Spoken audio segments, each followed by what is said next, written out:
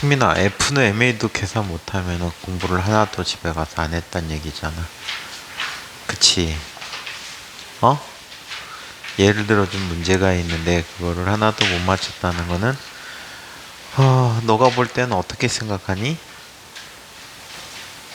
응? 한성민, 어떻게 생각해? 몰라요. 아예 공부를 하나도 안 하는 건데.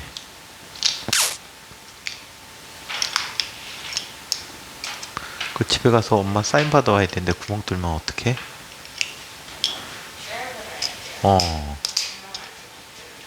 뚫지 마. 엄마한테 사인 받아와야지.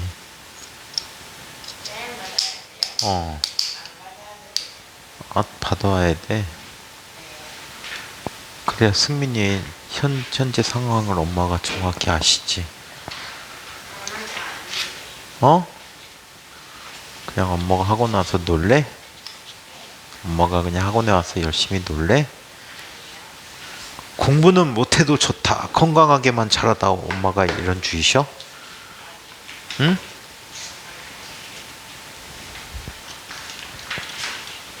원래고사도 보라던데? 원래고사도 보라고 하는데 학원에서?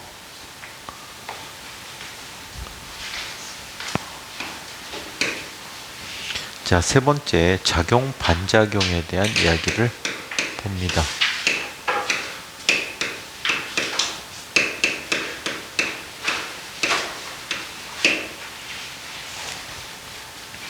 자, 이 작용, 반작용과 관계된 법칙이 운동 제3법칙이라고 해요.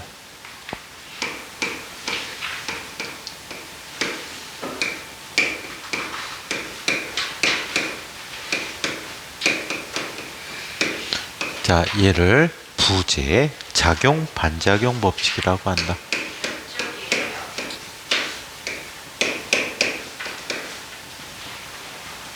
(112조)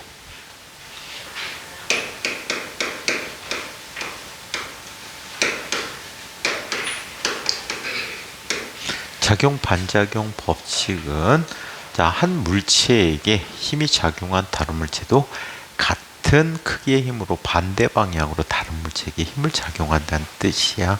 대표적인 예가 이런 예가 있어요. 여기 잔잔한 물결이 있다라고 하자. 잔잔한 물결에 1배가 있어요. 이 배 이름이 1배야. 자, 이쪽 건너편 쪽에 2배가 있어. 자, 2배가 있다라고 해. 1배는 사람이 없이 2배에 있는 사람이 줄을 이용해서 1배를 당깁니다. 자, 얘의 질량을 M1이라고 하고 얘의 질량을 M2라고 이야기할 때 1배는 2배에 의해서 당겨져 가죠. 자, F21이라는 힘으로 당겨져 오고 있다라고 해. 반면에 2배는 1배에 의해서 오히려 당겨지고 있죠. 맞아요? 동시에 서로가 서로를 당기게 되는 이 힘이 있는데 이 힘이 F1이 2를 당기는 힘이라고 한다. 자, 그래서 F12라는 힘은요. 마이너스 F21과 같다라고 해서 옛날에는 이렇게 작용한 힘을 작용, 얘를 반작용이라고 얘기했었는데 요즘은 그렇게 안 하고 이 두 힘의 관계를 작용, 반작용의 관계다라고 얘기합니다. 아시겠죠? 이 두 힘의 관계를 작용, 반작용의 관계다라고 얘기합니다. 이때 둘은 동시에 움직여서 중간에 어디에선가 만날 거야. 그치? 둘은 힘을 받았기 때문에 가속도의 크기가 각각 A1, A2라는 가속도를 갖게 돼요. 자, 그리고 충돌 직전에 각각은 빠르기를 갖고 있죠. 속력을 갖고 있다라고 해요. 둘이 각각 이동한 거리가 x1과 x2만큼 이동했다라고 합니다. 자, 그러면 F21이라는 힘은 M1에게 작용해서 A1의 가속도를 갖는다라고 할 수 있겠죠.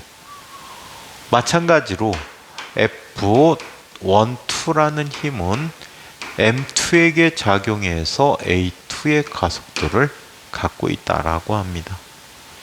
자, 이때 F21과 F12가 같아요. 따라서 M1A1이라는 힘은 M2A2와 같다라고 합니다. 그렇다면 이 물체가 갖는 가속도의 비를 보자. A2분의 A1은요, 질량의 역비가 돼요. M1분의 M2가 됩니다. 오케이? M1분의 M2야. 자, 얘는 속도를 살펴보면 속도가 V2분의 V1이라고 할 수 있는데, 그 이유는 자, 얘는 V0 플러스 AT라는 속도식으로부터 정지 상태에서 출발하니까, 자, 시간은 충돌 때까지 시간이 항상 똑같지요. 따라서 속력이 가속도에 비례한다라고 얘기해서 같은 쪽에다 써주면 돼요. 마찬가지 이동한 거리 x는 처음 위치에서 출발했다면 자, v0t 플러스 2분의 1 at 제곱인데 얘가 또 0이 돼 버리죠. 그리고 충돌 때까지 걸린 시간이 같으니까 이 이동한 거리는 역시 가속도에 비례한다라고 해서, 자, 얘는 x2분의 x1이라는 값을 갖게 됐다라고 해요. 그래서 작용 반작용을 다루는 이 식은 매우 중요한 식이다라고 얘기해. 직접 계산회에서 나타날 때 뭐 경시대 문제라던가 이런 곳에서 엄청나게 많이 사용할 수 있다라고 이야기를 합니다. 자, 그래서 이게 작용 반작용 법칙에 대한 식이래요. 이거에 대한 간단한 예제를 한번 살펴볼까요? 옛날에 경시대회에 나왔던 문제입니다. 여기 스케이트장이 있어요. 아이스링크가 있는데 아이스링크에 질량이 45kg인 딱 보니까 승민이네. 45kg이면 30? 36kg야? 어후, 선생님의 절반도 안 되는 것 같아. 그래도 많이 먹으면 키가 쭉쭉 클 거야. 운동도 열심히 하고. 자, 얘 질량은 45kg인 물체라고 할게요. 여기에 건너편에 질량이 60kg인 사람이 있어요.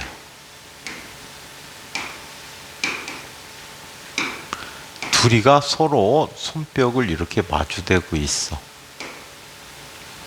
이때 앞에 있는 45kg인 사람이, 자, M2를, 자, 여기 나타난 각각의 질량을 1, 2라고 했을 때 2인 사람을 쭉 밀어냅니다.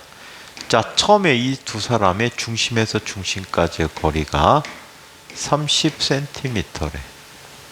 자, 그러면 쭉 손으로 밀어서 손이 떨어지기 직전인 상태까지 갔다라고 해요. 가제트 팔이네, 그지? 손이 떨어지기 직전이라고 합니다. 이때 두 사람 사이의 거리는 65cm라고 해요. 자, 이때 60kg인 사람은 팔을 전혀 움직이지 않았어요. 즉, 이 사람이 이 사람을 밀어낸 거야. 이때 질문. 손이 떨어지기 직전에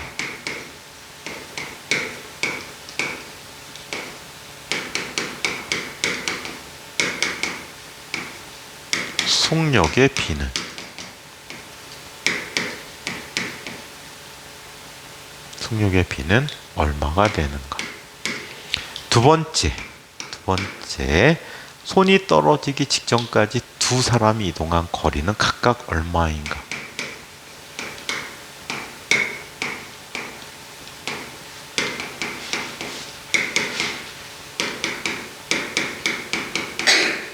손이 떨어지는 순간까지 두 사람이 이동한 거리는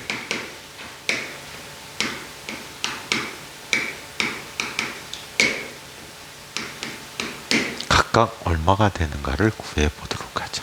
조식 이용하면 끝이야. 작용 반작용 관계이기 때문에 얘는 M1분의 M2는 V2분의 V1이라고 할 수 있겠죠. 그쵸? 자, 그렇다면 얘는 자, 얼마가 되지? M1이 45kg인 사람이. 자, M2는 60kg이니까 3분의 4가 된대. 그럼 속력의 B가 V1 대 V2는 몇 대 몇? 4 대 3이라는 비를 갖는다라고 해. 아시겠어요? 그래서 속력의 비를 알 수가 있어요. 자, 한편 두 번째. 각각 이동한 거리를 보자. M1분의 M2라는 값은 X2분의 X1이 돼버리고요. 자, 얘는 똑같이 45kg에 60kg이니까 얘는 3분의 4가 됐죠. 각각 이동한 거리 X1 대 X2의 비는 몇 대 몇? 4 대 3의 비를 갖게 됩니다. 아시겠어요? 자, 그래서 이와 같이 운동 제3법칙을 이용한 예제 문제가 있습니다. 자, 그런데 또 중요한 거는 요즘 시험은 이런 걸 물어보고 있어요. 힘의 평형과 작용 반작용의 차이에 대해서 묻고 있습니다.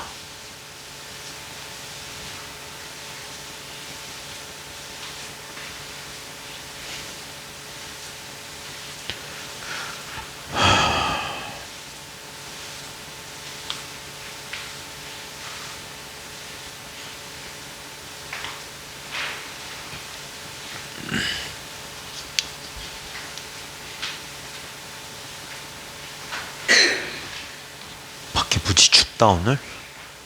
알아? 지금 선생님이 잠깐 산책 나갔다 왔는데 나가다가 포기했어. 너무 추워서. 다시 겨울 오나봐. 이번 주 내내 아침 기온이 다 영하더라고. 아침 저녁으로. 자, 두임의 평형과 작용 반작용의 차이에 대해서 이야기해 봅시다.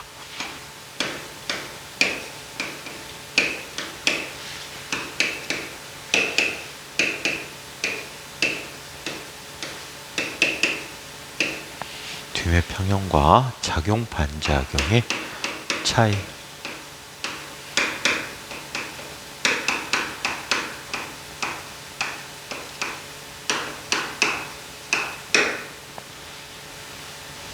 먼저 두 힘의 평형의 관계를 이야기해 보자.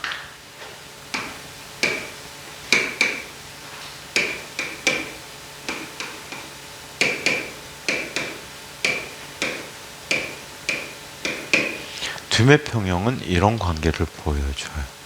자, 이쪽에 어떤 평면이 있다라고 할게. 물체가 있어요. 근데 자, A라는 사람이 이 물체를 왼쪽 방향으로 FA로 당긴대요.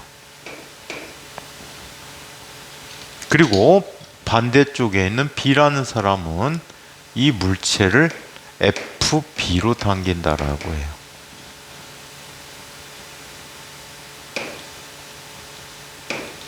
이 물체를 C라고 할까? 오케이? 이 물체를 C라고 한대. 자, 그렇다면 힘의 평형이 이루어지면 FA 더하기 FB가 뭐가 되는 거지? 합이 0이 돼버리는 거야.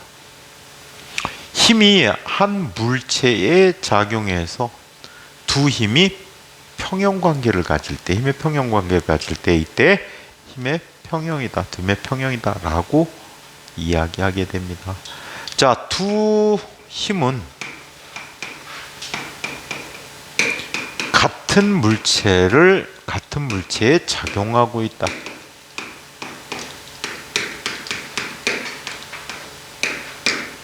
두 힘은 같은 물체에 작용한대요. 아시겠어요? 두 힘이 같은 물체에 작용하고 있다라는 걸 보시고, 두 번째, 자, 이런 관계를 얘기해 줄 수가 있어요. 자, 얘는 작용 반작용 관계를 보자.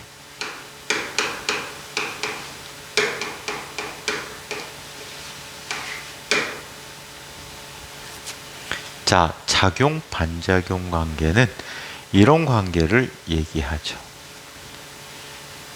자, 여기에 한 사람 A가 있어요.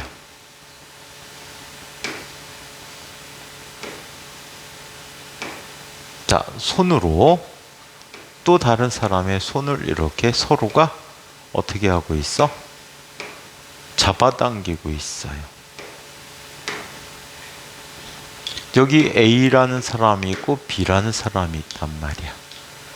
A는 B를 이쪽 방향으로 작용하죠. 맞아? 이거는 FA가 B를 당기는 힘이다 라고 얘기해. 동시에 B도 L을 이쪽 방향으로 FBA를 작용해서 당긴다라고 해. 살펴보니까 힘의 평형처럼 물체가 있어? 없어? 없지? 두 힘이 직접 관계란 말이야. 이해해요? 자, 그렇다면 이때 FAB라는 값은 마이너스 FBA라고 쓰는데 이거는 이렇게 이야기하자. 자, 얘는 한 물체가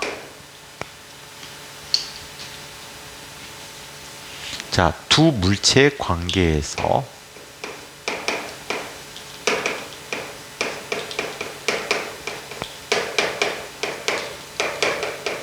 관계에서 서로가 서로를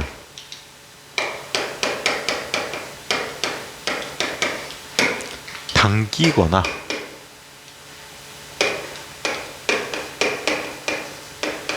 미는 힘을 우리는 작용 반작용 관계라고 합니다. 오케이? 서로가 서로를 미는 힘을 작용 반작용 관계라고 해요. 아시겠죠? 얘는 두 물체 사이의 관계고 얘는 한 물체에 대해서 두 힘의 관계가 되는 거야. 얘는 제3자가 있어. 오케이? 그렇다면 얘를 쉽게 구별하는 방법을 보자. 같은 물체에 작용하는데 말로 표현해주면 얘는 이렇게 쓸게. A가 C를 당긴다. 이게 FA지. FB는 뭐라고 해야 돼? B가 C를 당긴다 라고 얘기하지. 뭐가 같니? 영어식 표현에서 뭐가 같지? 영어식 표현에서 을룰이 붙은 걸 뭐라고 부르지? 을룰 붙은 거?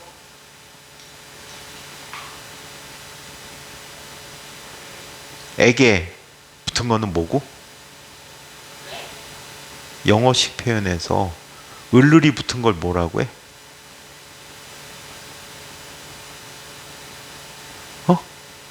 연서야, 을룰이 붙은 걸 뭐라고 하지 영어에서? 목적어라고 하는데 직접 목적어가 되겠지. 에게가 붙은 거를? 에게 붙은 거? 간접 목적어. 문장의 사형식이잖아. 몰라? 승민이는 알아? 문법 안 배웠어? SV, SVC, SVIC, OC 안 배웠어? 오호. 자, 얘는 같은 목적어를 갖는다라고 해. 같은 목적어를 갖는 거를 이야기한다. 자, 반면에 얘는 이렇게 얘기할게.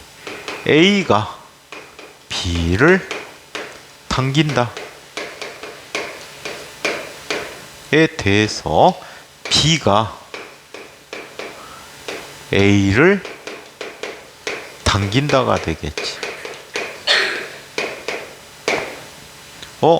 은는 이가가 붙은 거를 뭐라고 하지? 영어식 표현에서? 은는 이가가 붙는 걸 뭐라고 해? 주어라고 하는데 얘는 주어와 목적어가 자리가 바뀌면 도치가 돼버리면 반작용, 작용, 반작용 관계가 된다라고 할 수가 있어. 아시겠죠? 이해해요? 그렇다면 예를 들어서 한번 살펴보도록 하자. 자, 이쪽에 승민이가 용수철을 손가락으로 이렇게 붙잡고 있어요.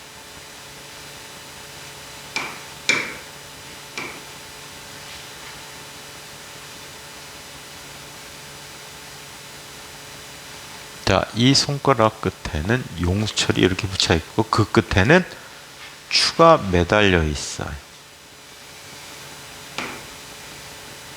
자, 여기에는 힘이 5가지나 있고 숨겨진 힘까지 하면 6가지 힘이 있대요.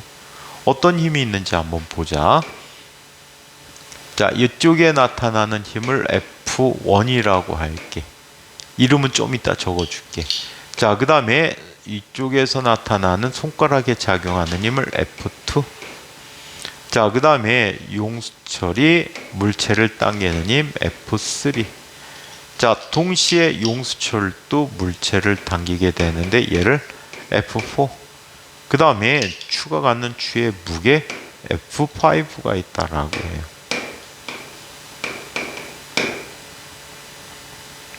이 힘들의 이름을 적어보도록 하자. 자, 여기 F1이라는 힘은 이 작용 반작용이 문제가 나오면, 이런 형태의 문제가 나오면 힘의 이름을 풀어서 써보세요. 아시겠어요?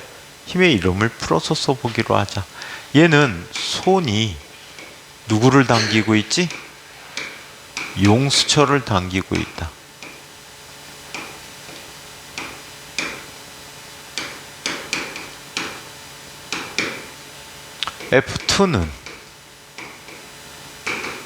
F2는 용수철이 손을 당기고 있다라고 얘기해요.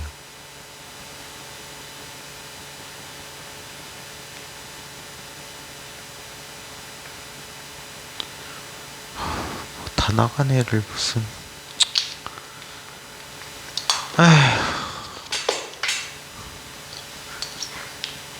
자, F2는 용수철이 손을 당기는 힘이야.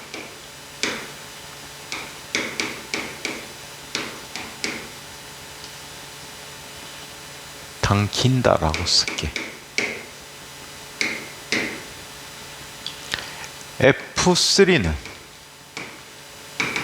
F3는 용수철이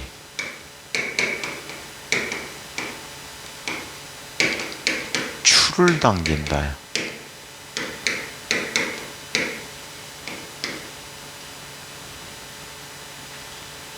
F4는 추가 용수철을 당긴다다.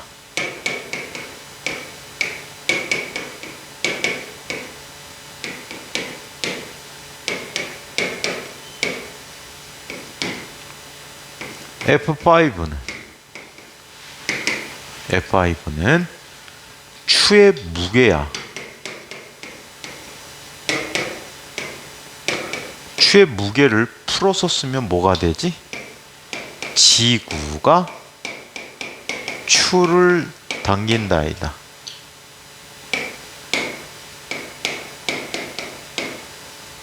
지구가 추를 당긴다. 자, 그렇다면 이 녀석들에 대해서 자, 요걸 한번 살펴볼게. 첫 번째, 두 힘의 평형 관계를 이야기해 보자.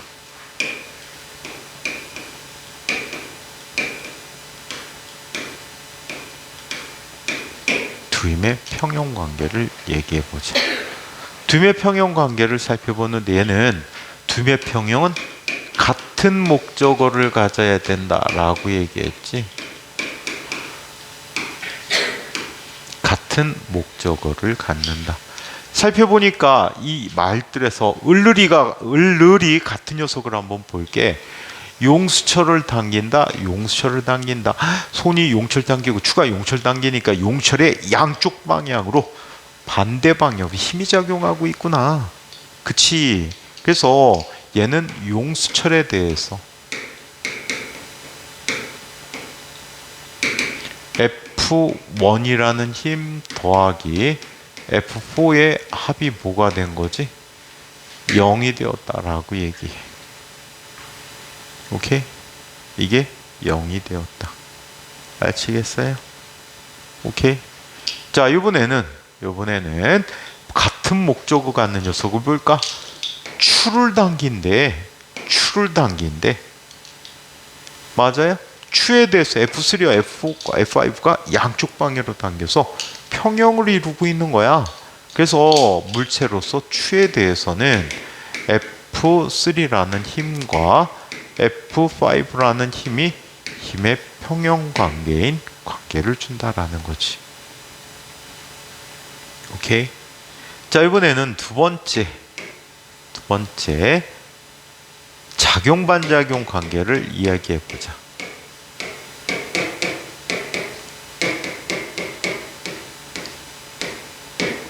작용 반작용 관계. 얘는 주어와 목적어를 도치시켜주면 돼. 주어 목적어 바뀐 녀석을 살펴보래.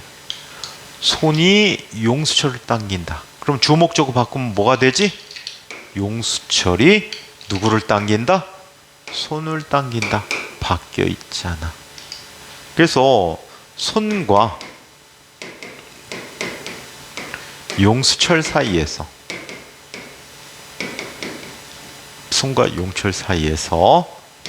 자, 얘는 F1이라는 힘과 F2는 작용 반작용 관계라고 합니다.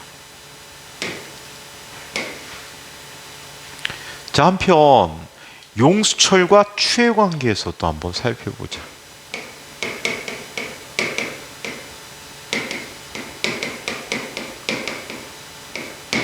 용수철과 추 사이에 대해서 한번 보죠. 자, 용수철이 추를 당기고 추가 용수철을 당긴다. 또 자리가 바뀌어 있죠. 자, 그러면 얘는 이렇게 나타납니다. F3라는 힘은 마이너스 F4와 같다라고 해요. 오케이? 그래서 용철과 추 사이에서 나타나는 자, 이러한 작용 반작용 관계가 있어. 여기서 퀴즈. F5의 반작용은 뭘까요?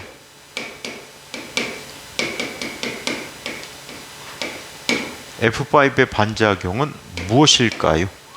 연세야, F5의 반작용은 뭘까?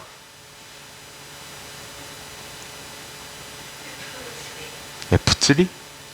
그건 힘의 평형 관계라며. 승민아, F5의 반작용은 뭘까? 응?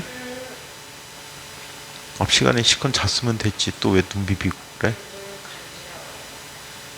자꾸 자서 그래. 침까지 흘렸네 오늘은. 오늘은 침까지 흘렸어. 어? 침 흘리고 잤어? 이 창피해. F5의 반작용은 뭐야?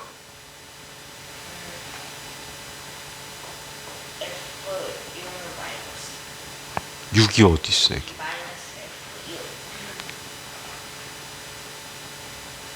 선생님이 작용 반작용 어떤 관계라고 얘기했어? 응? 영어식 표현으로 작용 반작용 어떤 관계라고 했니? 응? 그럼 뭐가 될까? 어? 마이너스가 있어. F5의 반작용. F5가 이름이 뭐야? F5의 이름이 뭐야? 칠판에 적어줬는데. 추의 무게인데 그걸 뭐라고 바꿨었지?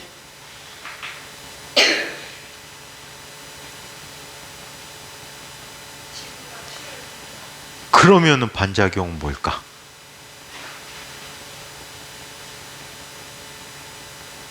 반작용은 뭘까?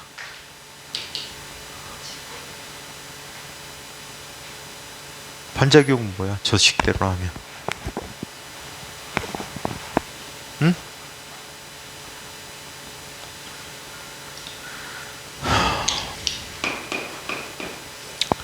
추가 지구를 당긴다요.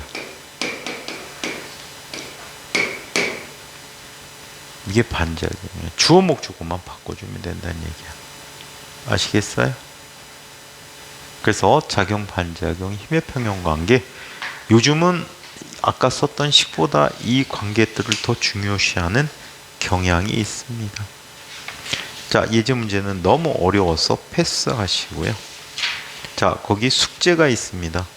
숙제는 상당히 어려울 거야. 최선을 다해서 풀어오면 칭찬해 줄게. 오케이? 여기 있는 문제를 골라서 다음 주에 여기 있는 문제를 골라서 다음 주 오늘 원례고사를 시행하도록 할게요. 이 연습 문제 중에서.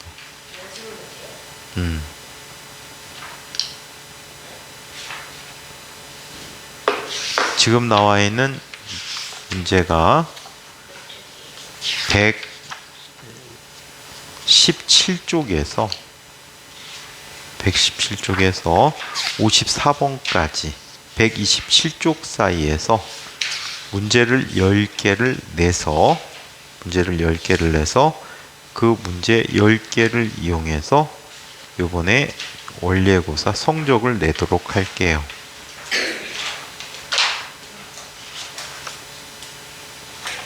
너무 적니? 시험 범위? 너무 적어? 너무 많아? 하나인데? 너무 어려운 거는 안 낼 거야. 기초적인 거 위주로. 그 다음에 중급 정도까지 볼게. 평균 점수 50점 맞추려고.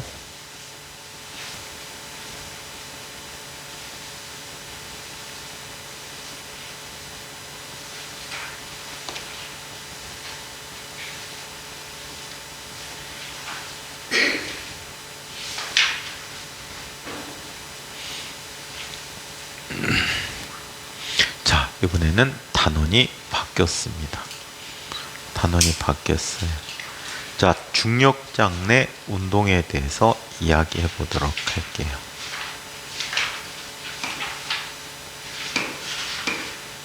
다음 퀵테스트는 작용, 반작용 문제만 냈어. 작용, 반작용 문제만 냈으니까 참고해서 공부하세요.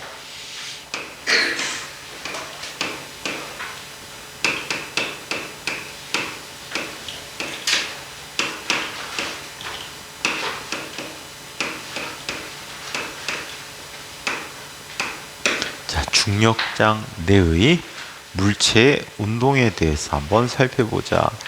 이 단원은 물리에서 핵심 단원 중에 하나입니다. 아주 중요한 단원이라고 보면 돼. 이 단원을 이해하기 위해서는 자, 우리 등가속도 직선 운동에 대한 식을 기억해둬야 될 것 같아.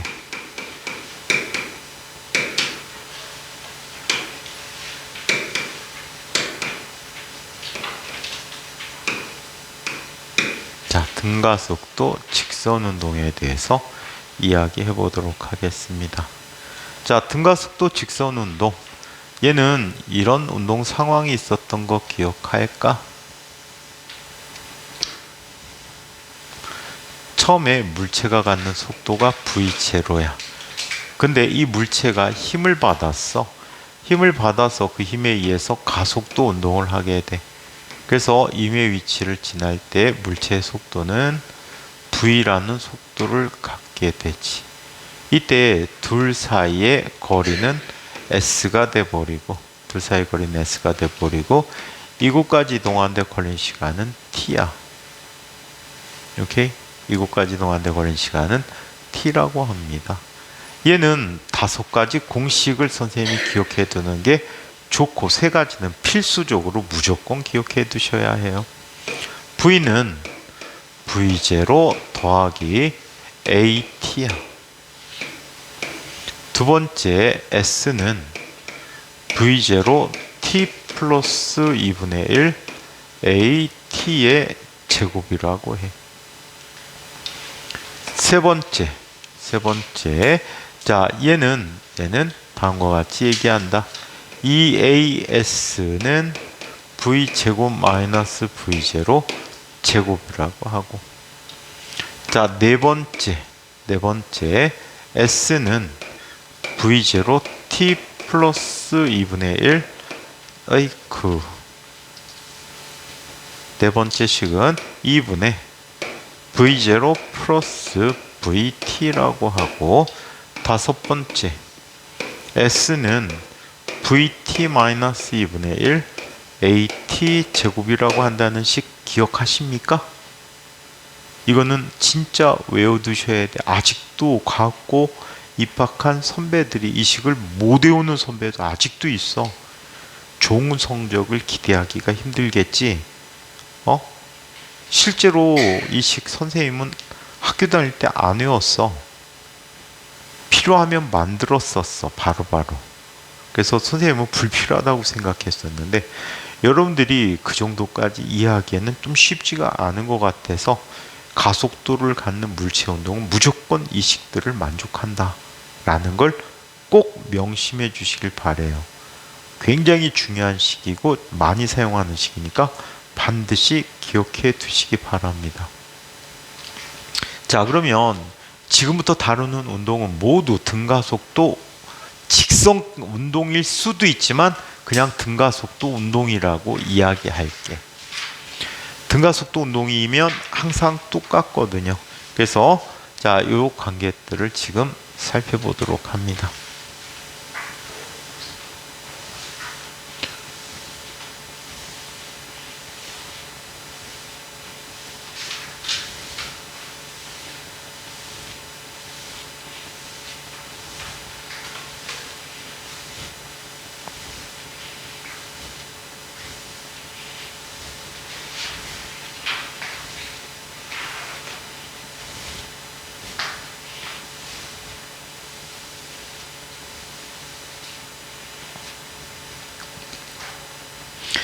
자, 자유낙하 운동에 대해서 이야기해보자.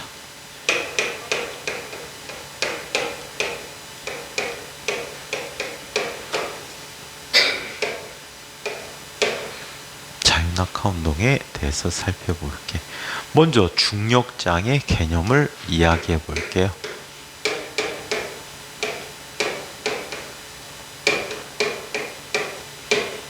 중력장에 대해서 얘기해보자. 중력장이라는 것은 중력이 작용하는 공간이야.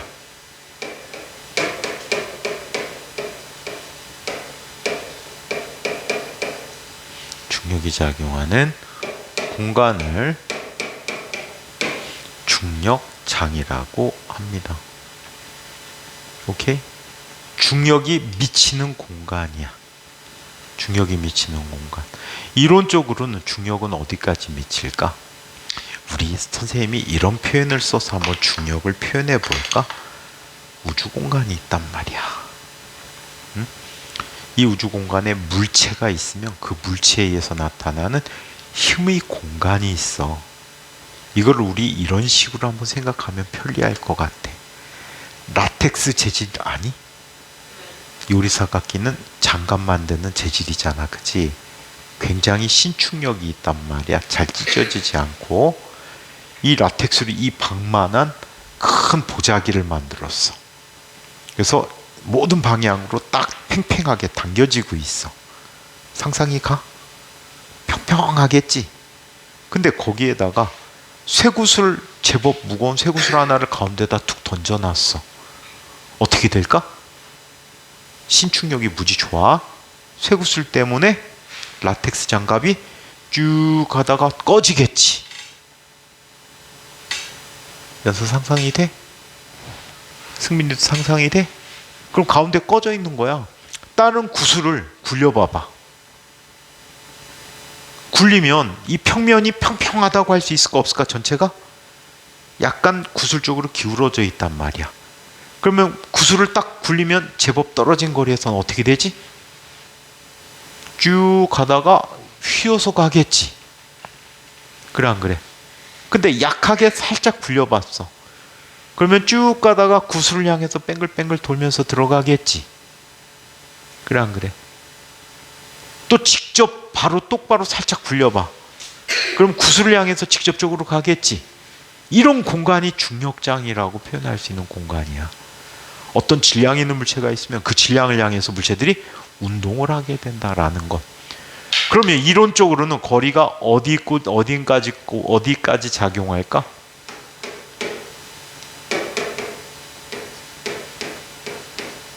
자, 이론적으로는 거리가 무한대인 곳까지. 자, 이것을 중력장이라고 해요. 모든 우주 공간에 다 중력장이 영향을 미친다는 거지. 다만 그 크기가 다르다는 거야. 이해해? 그런데 실용적이지 못하지. 우리가 이 단원에서 쓰는 것은 이 정의야. 자, 지표면 근처야.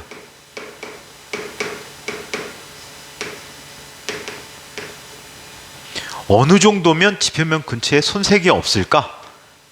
약 10km 이내 정도를 이야기하는 운동을 살펴볼 거야. 오케이? 약 10km 이내.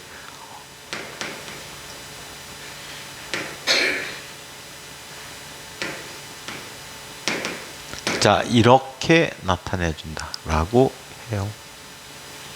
오케이? 자, 그러면 이 중력장이라는 공간 잠시 뒤에 왜 이 정도를 잡아주는지에 대해서 한번 얘기해 보도록 할게. 잠시 뒤에. 자, 갈릴레의 낙체 법칙부터 보자.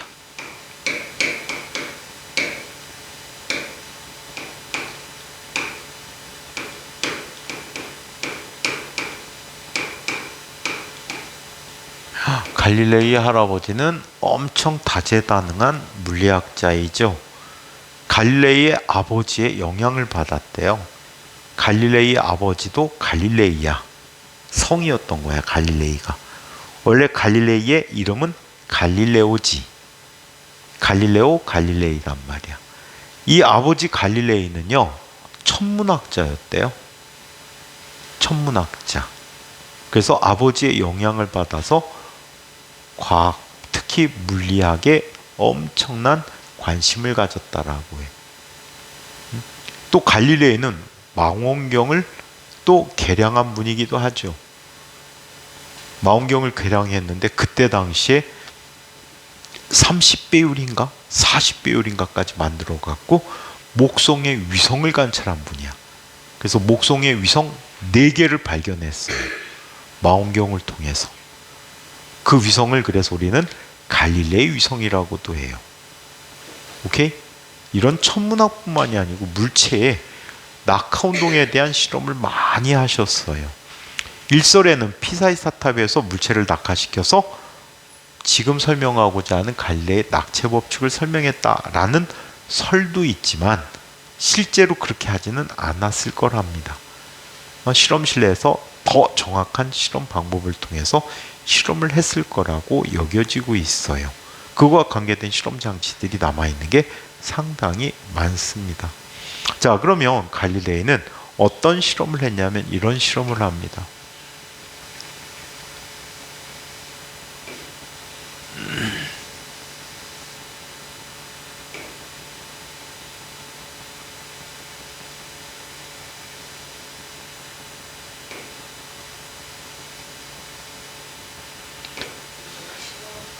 먹고 와.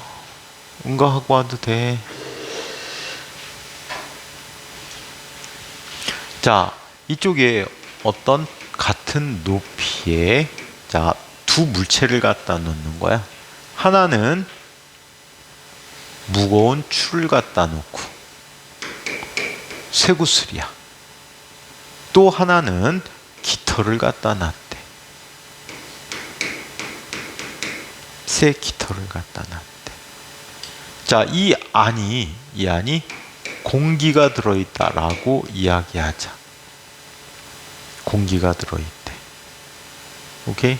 공기가 들어있는데, 자, 얘네들은 만약에 똑바로 아래로 떨어진다라고 가정을 하면, 잠시 뒤에, 자, 일정한 시간 간격으로 각각의 물체의 위치를 표현해 본 거야. 자, 얘는 잠시 뒤에 이만큼 왔어. 근데 얘는 아직도 이만큼 온 거야. 자, 얘가 이만큼 떨어졌어. 중력을 받으면 아래로 올수록 점점점 빨라지잖아. 자, 그런데 얘는 아직도 이만큼 왔어. 자, 중력을 받아서 얘가 거의 바닥에 도달할 쯤에도 얘는 아직도 이렇게 있는 거야. 이 물체들은 공기에 의해서 무슨 힘을 받지?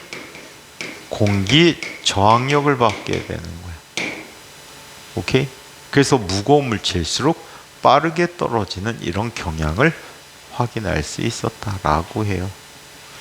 자, 반면에 이 내부가 진공이라고 하자.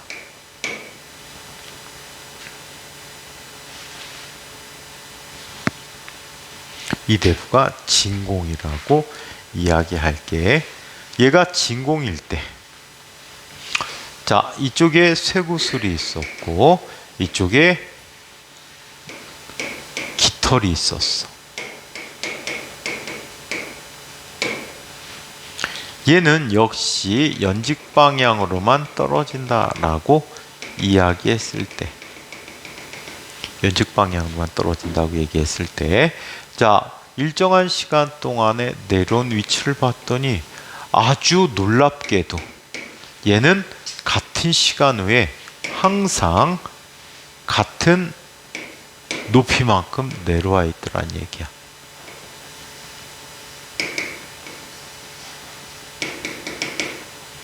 오케이? 진공에서는 이런 결과를 주게 됐대. 오케이? 자, 그래서 갈릴의 낙체 법칙을 다음과 같이 설명합니다.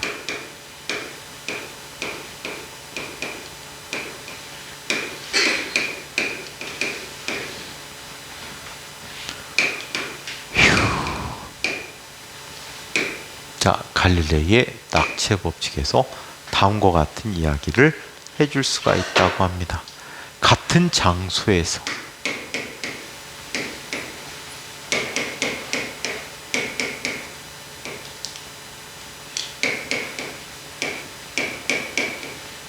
물론 진공이라는 걸 전제해야 합니다. 쇠구슬.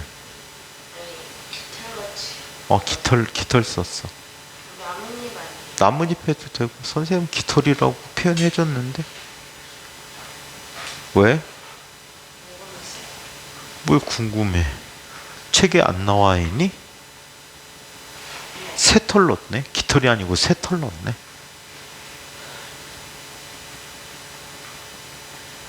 자, 그래서 같은 장소에서, 자, 모든 물체는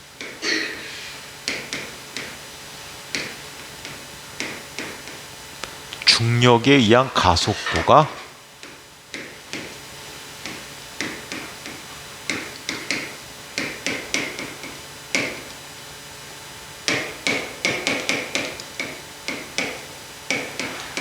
중력에 의한 가속도가 같다 라고 얘기합니다. 아시겠어요? 같은 장소에서 모든 물체의 중력에 의한 가속도는 항상 같은데 그 가속도가 얼마지? 9.8m/s 제곱이라는 가속도를 가지고 있다라고 얘기해 줄 수가 있는데, 이거를 우리는, 자, 갈릴레이의 낙체 법칙이라고 합니다. 요즘은 중요시 다루고 있지는 않지만 실제로는 굉장히 중요한 아이예요. 자, 이번에는 중력 가속도에 대한 이야기를 살펴보도록 하자.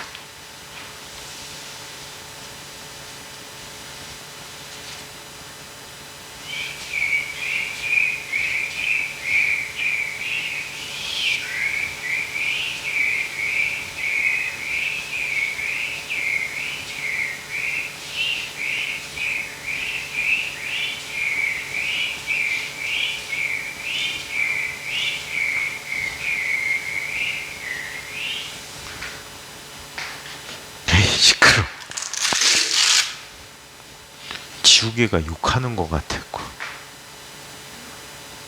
지우개가 지우면 씨발 하는 것 같아. 느낌이.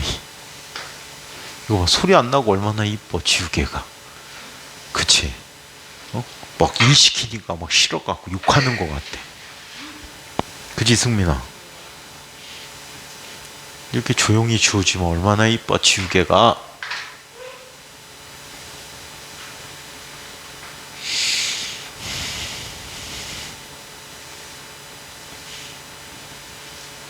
승민이 좀 열심히 했으면 좋겠어. 연서도 마찬가지지만 부모님께 항상 감사해야 되고, 너희들을 키워주시고, 또 공부를 시켜주시고, 또 이쁘고 똑똑하게 태어나게 해주시고, 공부를 또 더 잘하라고 학원까지 보내시면서 지원해 주시고, 그 부모님에 대한 보답을 어떻게 할래? 승민아, 그 부모님에 대한 그 은혜에 대한 보답을 어떻게 할래? 연필 장난치면서 할 거야? 부모님에 대한 은혜를 어떻게 갚을 거야? 연서는 어떻게 갚아야지? 지금 상황에서? 너가 처한 이 상황에서 부모님 은혜를 갚을 수 있는 유일한 방법이 하나 있어. 뭐가 있을까? 학교 때려치고 나가서 돈을 벌어다 드리는 거야? 어떤 게 있을까? 좋은 대학 가려면 어떻게 해야 돼? 지금 당장 좋은 대학 갈 수는 없잖아. 지금 당장 어떻게 해야 돼?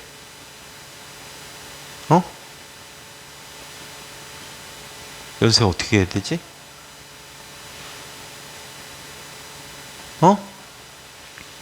아무 생각이 없어? 맞아. 공부를 열심히 해야 돼. 그게 부모님에 대해서 은혜를 갚는 최선의 방법이란 말이야. 좀 열심히 했으면 좋겠어. 태도 좀 똑바로 하고. 연선 지난주까지 필기하더니 또 왜 갑자기 또 안 해? 응? 책에다 하고 있어? 그래서 좀 여러분들이 태도를 좀 적극적으로 바꿔서 좀 열심히 했으면 좋겠어, 쌤은. 응? 항상 은혜에 대해서 감사할 줄 알고, 그 은혜에 대해서 보답하려고 노력하는 사람이 됐으면 좋겠어. 알겠니? 효도가 멀지 않아. 항상 부모님 은혜를 생각하고, 항상 물질적인 것보다는 여러분들의 행동으로 부모님을 기쁘게 해드리는 게 더 좋을 것 같아. 나중에 부모님 나이 드셨는데 돈만 갖다 주고 한 번도 인사도 안 하고 그러면 어떤 사람이 되는 것 같아? 나쁜 사람이야. 항상 인사드리고 찾아뵙고, 그래야지 착한 사람들이 되지. 아시겠어요? 모르겠어요? 에이구.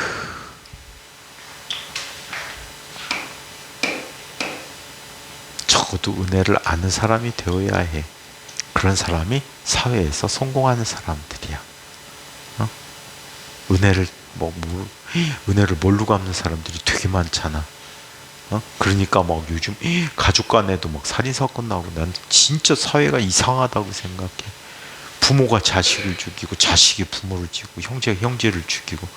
선생님은 진짜 올바르지 않은 상황이라고 생각해.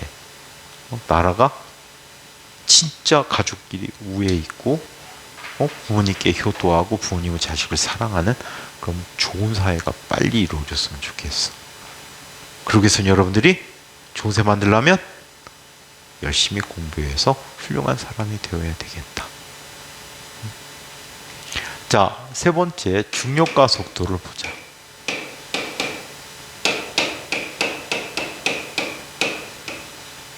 자, 중력 가속도에 대해서 이야기해 볼게요. 중력 가속도는 우리 지난번에 여러 가지 힘에서 했었어. 그치? 자, 다시 한번 봅니다. 만륜력 법칙이라는 게 있어요.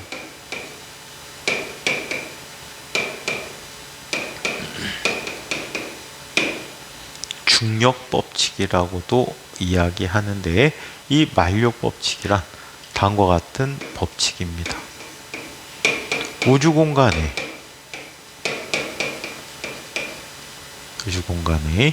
물체들 사이에는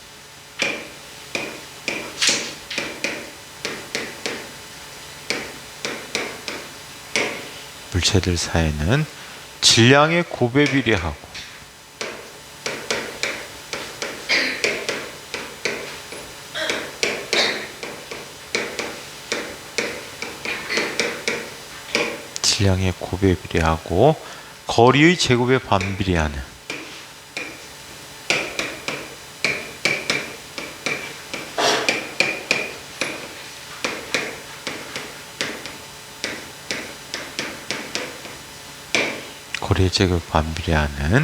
힘들이 작용한다.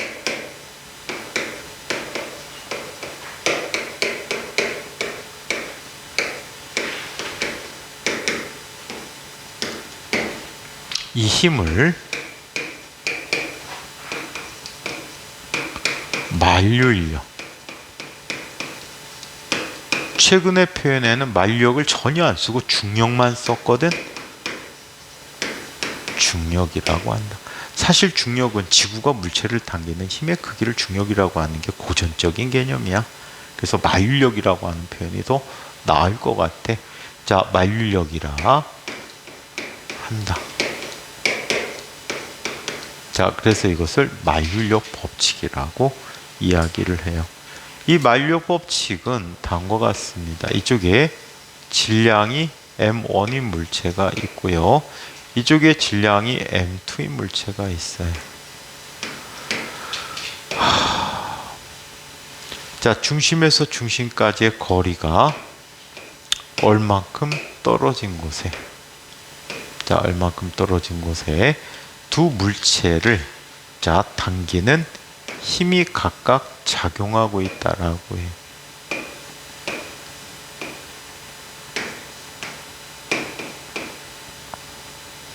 오케이? 두 문 작용 반작용이지. M1이 M2를 당기면 M2도 M1을 당기니까 작용 반작용 관계가 성립하게 되고요. 이때 이 힘 F를 다음과 같이 이야기한다. 얘는 만류력 상수라는 게 있어서 비례상수가 됩니다. G 곱하기 얼 제곱분의 M1, M2라고 이야기하죠. 오케이. 자, 여기서 G라는 것은 6.67 곱하기 10의 마이너스 11승 뉴턴 제곱미터 퍼 킬로그램의 제곱이라고 하고, 이거를 뭐라고 부릅니까? 만류 인력 상수라고 하죠.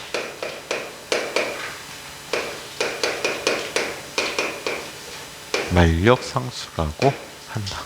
그래서 이게 만류력 법칙이다 라고 해요.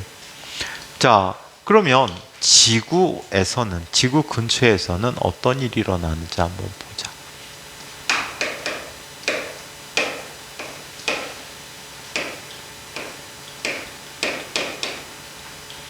지구 근처에서는 이런 특징을 갖습니다.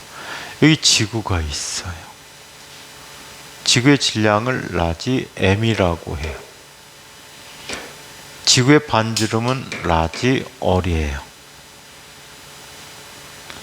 자, 여기에 복잡하게 가지 말고 쉽게 가자.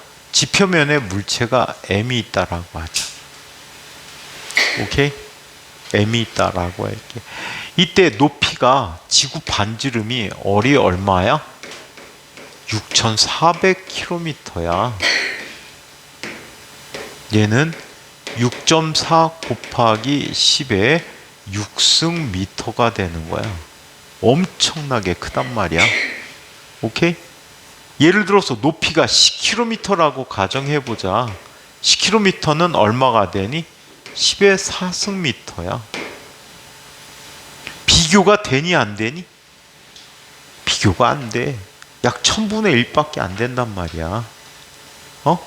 약 1000분의 1밖에 640분의 1밖에 안 돼. 실제로 640분의 1이면 계산하면 얼마가 될까? 0.0000 얼마 되겠지. 무시할 수 있다는 얘기야. 그래서 10km 따위는 그냥 무시해버리기로 한 거지. 아무튼 10km 내내 있는 물체도 중심 거리를 R이라고 놔보자. 그러면 물체에 작용한 R자 힘을 살펴보면은 G 곱하기 라지 R 제곱분의 라지 M 스몰 m이라고 해요. 라지 M 스몰 m이라고 합니다. 이해해요? 자, 이때 만류인력 상수는 변해 안 변해? 안 변해. 질량 라지 M은 변해 안 변해? 안 변해. R은 변해 안 변해? 안 변해. 응? 응? 싫어? 공부하기 싫어? 어? 안 변하는데 그렇게 격하게 안 변했어? 연필 부러져 갖고 나갔다 와야 되겠다. 다녀와 빨리. 부러졌을 것 같은데? 안 부러졌어? 에휴, 부산스러워. 승민이 나중에 부산 가서 살아야 되겠다.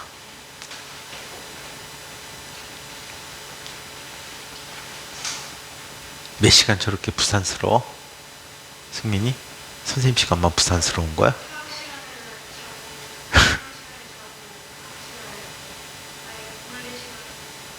두 시간에는 자고 선생님 시간에 까불거리고 체력 충전을 시켰구나.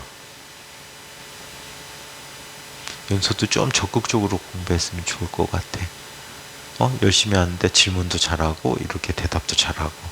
그럼 적극적으로 하면 더 잘할 것 같아. 질문 모르는 거 있어. 선생님들한테 지금 몇 명 없으니까 막 질문하란 말이야. 선생님 그건 왜 이렇게 되죠? 가만히 있고 집에 가서 혼자 생각하지 말고 그런 스타일이지. 당장 이해 안 되면은 바로 질문 안 하지. 1학년 때니까 괜찮아. 질문하고 싶은 건 바로 해야 돼. 이해가 안 가거나 이러면 바로 질문해야 돼. 그래야 공부에 도움이 돼. 알겠지? 자, 이 세 가지 값은 지구가 있다면 변하지 않는 값이야. 변하지 않는 값들을 우리는 한데 뭉쳐버리자. 얘를 mg라고 쓴 거야. 이게 우리 무게라고 했던 거잖아. 여기서 g는 뭐가 되지? g는 R 제곱분의 gm이라고 해. 또는 gm이라는 값을 대신 쓸 때는 항상 gr 제곱이라고 써주면 될 것 같아. 알겠죠? 오케이? 자, 그래서 이런 관계로 항상 나타내 준다라는 걸 기억을 해두세요. 자, 그러면 지구의 중력에 의한 가속도 g는 바로 이런 값을 갖고 있고, 이 값을 실제 계산해 주면 얘는 얼마가 돼? 지구 반지름 놓고 gm 넣어주면 얘는 약 9.8 m/s 제곱이다라고 합니다. 오케이? 자, 여기에서 지구 중력에 영향을 미치는 요인을 보자. 뒤쪽에 만류력을 한번 더 해야 되거든. 그때 더 정확히 설명해 주는데, 지구 중력에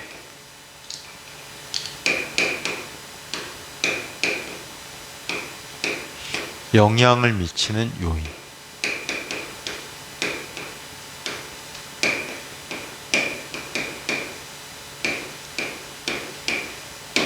자, 첫 번째 요인은 지구 자전에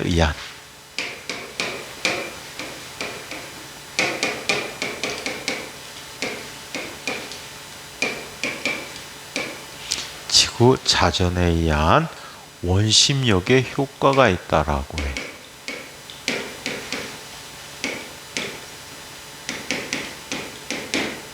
원심력 효과가 있다.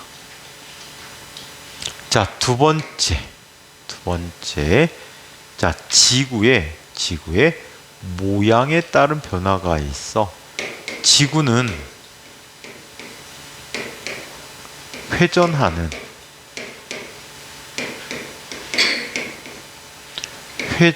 타원체야.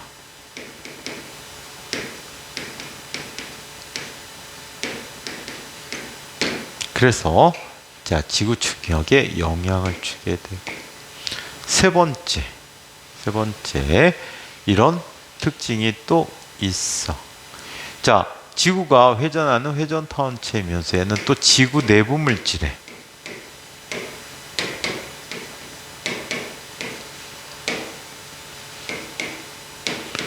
불균일성이야.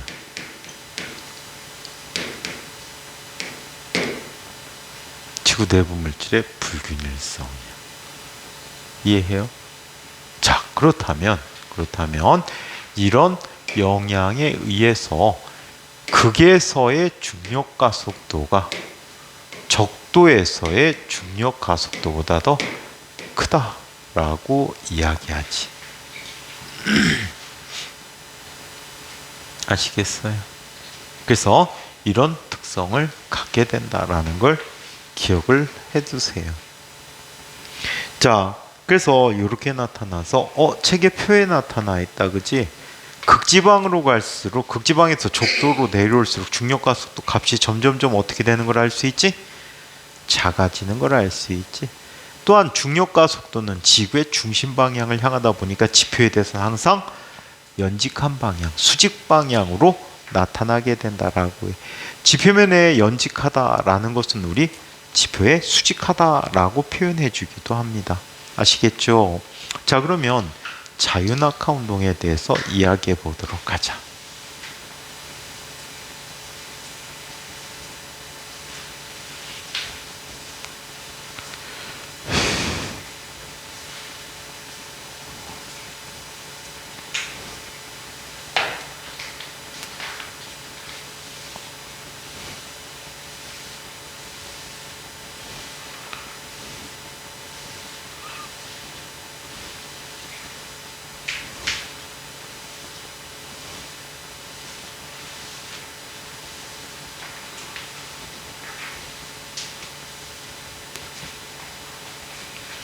자, 자유낙하 운동에 대해서 얘기해 보자.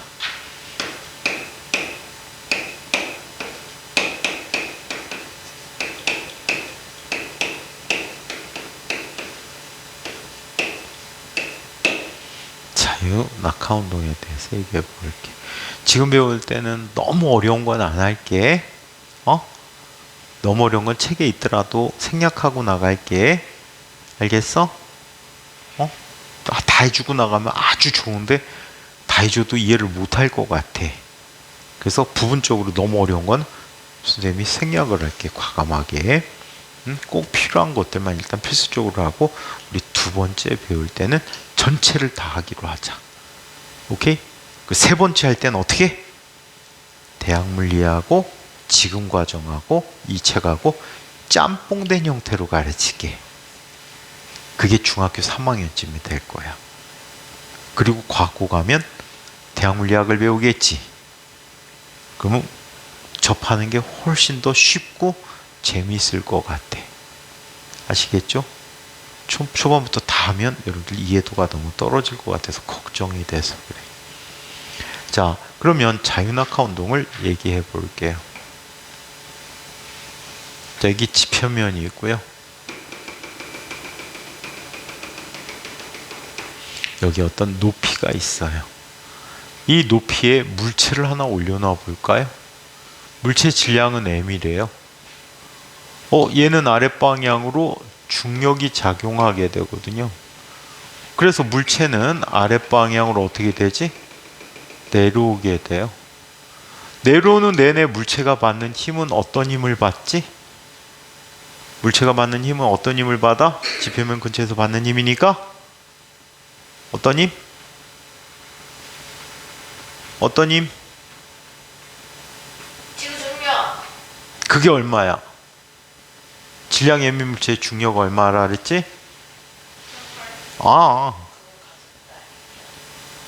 지구 주변에 질량이 m 물체가 받는 물체 무게 뭐라고 그랬어?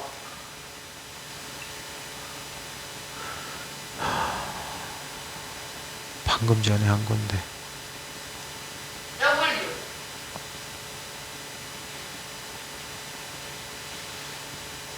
뭐라고 했지? 질량이 m인 물체가 지구의 중력에 의해서 받는 힘을 뭐라고 했지? 응? mg라는 힘을 받잖아. 그래 안 그래? 근데 mg라고 써. w 많이 안 써. 자, 그러면 이 물체에 나타난 힘은 뭐가 되지? 알짜임이 mg잖아. 근데 F는 뭐라고 쓰기로 했니 우리? F는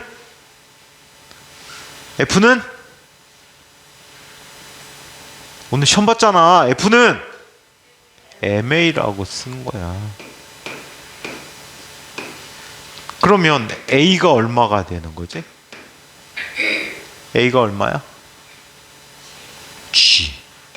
G는 항상 어때? 지표면 그치에서 일정하다. 그치? 그래 안 그래? 그러면 얘는 무슨 운동하는 거지? 등가 속도 직선 운동하는 거지. 여기선 식 5개 쓰지 말고 3개만 알아보도록 하자. 자, 등가 속도 운동의 세 공식.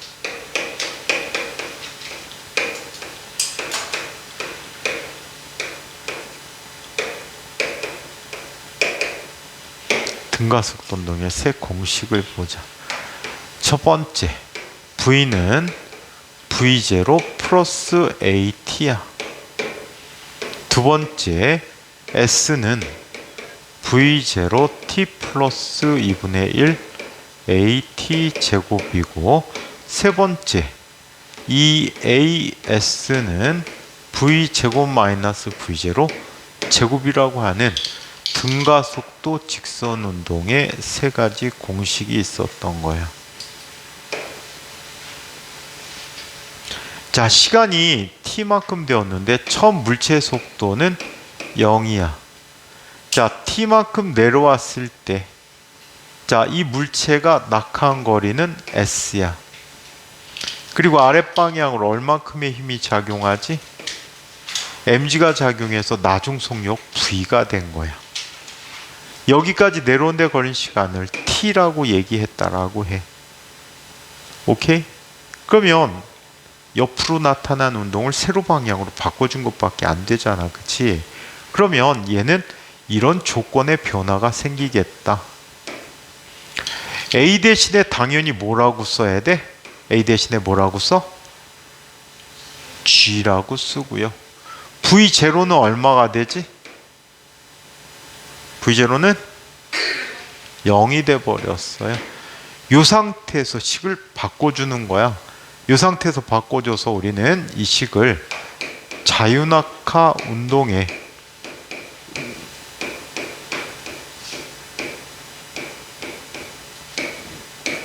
세 공식이라고 쓴 것이다. 자, 그러면 첫 번째, 식을 이대로 변형시키는 거야. V0 다 날려버리면 V는 뭐가 되지? GT가 되겠지. V는 GT야. 자, 두 번째 S는 2분의 1 GT 제곱이야. 세 번째, 이 GS는 V의 제곱이라고 해. 자, 이 식을 우리는 자유낙하 운동의 3가지 공식이라고 표현해주고 있다. 아시겠어요? 이 공식을 자유낙하 운동의 3가지 공식이라고 이야기했대요. 그렇다면 이 공식을 따로 외워야 할까? 그럼 뭘 외워야 돼? 이 식을 외워두고 누구를 기억해야 돼? 상황을 기억해둬야 돼. 그래서 그림이 중요해. 그림의 역할이. 그림을 알고 있다면 이 상황을 유추하기가 쉽겠지. 자, 그러면 2가지 질문에 대해서 공식의 활용을 한번 살펴보도록 할게. 첫 번째, H만큼 낙하하는데 걸리는 시간을 보자.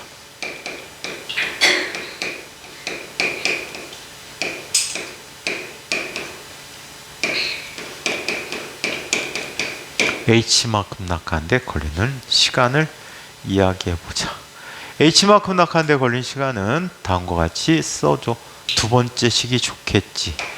H라는 값은 2분의 1 GT 제곱이야.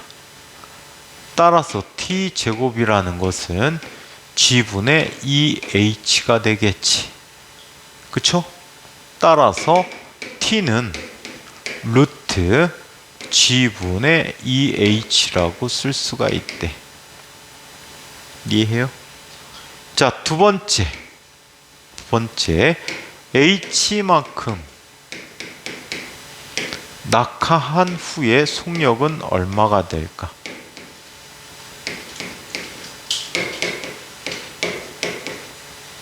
H만큼 낙하한 후에 속력은요, 세 번째 식을 써주는 게 좋을 것 같아. 이지 H라고 하는 값은 V의 제곱이야. 따라서 V라고 하는 녀석은 루트 2지 H라고 해요. 이런 운동을 우리는 뭐라고 불러주고 있다고? 자유낙하 운동이라고 불러주고 있다고 합니다. 그래서 운동 상황을 잘 기억해 두자. 필수로 등가속도 운동식 7가지 다는 아니어도 몇 가지는 기억해 둬야 돼? 3가지는 꼭 기억해 두자. 아시겠어요? 3가지는 꼭 기억해 두자. 그리고 운동 상황을 기억해 두자. 그리고 공식을 어떻게 활용할지에 대해서 정확히 보시면 되겠다. 자, 여기에서 질문. 만약에 공기 저항을 받게 돼. 공기 저항력이 작용한다면 힘은 어디로 작용할까? 공기 저항력은 못 내려오게 하겠지. 그래 안 그래? 못 내려오게 하면 어떻게 돼? 등가속도 운동을 할 수가 없겠지. 부분적으로는 등가속도 운동과 상당히 비슷하겠지만 전체적으로는 등가속도 운동과는 좀 거리가 멀어지게 됩니다. 오케이? 그러면 아주 공기저항이 클 때에 대해서 그거는 뒤쪽에 다시 한번 정리해 보도록 할게요. 이 전체 내용에 대해서 질문. 오늘 하신 내용에 대해서 질문. 숙제가 있습니다. 숙제하는데 좀 힘들 거예요. 문항수가 많아. 그리고 못 풀 수 있는 문제들이 너무 많아. 근데 최대한 한번 많이 훑어보세요. 아시겠죠? 자, 이 내용까지 질문. 아직 누가 짐 싸래? 아직 종 안 쳤잖아. 스민, 빨리 집에 가고 싶은 거야? 스민아, 빨리 집에 가고 싶은